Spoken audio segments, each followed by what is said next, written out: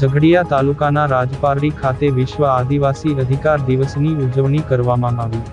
ઝઘડિયા તાલુકાના રાજપારડી ખાતે 13 સપ્ટેમ્બર વિશ્વ આદિવાસી અધિકાર દિવસની ઉજવણી કરવામાં આવી હતી।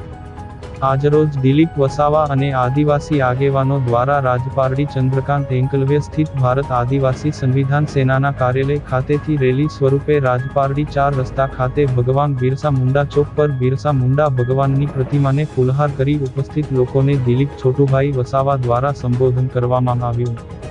તેઓએ જણાવ્યું હતું કે સરકાર દ્વારા આદિવાસીઓના હક અને અધિકારની વાતો કરી હતી અને સરકાર ઉપર પ્રહાર કર્યા હતા તેમજ તમામ આદિવાસી સંગઠનોને એક મંચ પર આવી આદિવાસીઓની લડાઈ લડવા માટે આહવાન કર્યું હતું। ત્યારબાદ રાજપારડીથી તેઓ ભેગા થઈ ભરૂચ કલેક્ટર ઓફિસ ખાતે પહોંચી રાજ્યપાલને સંબોધીને આદિવાસીઓના હક અને અધિકાર માટેનું આવેદનપત્ર આપવામાં આવશે તેમ તેઓએ જણાવ્યું હતું।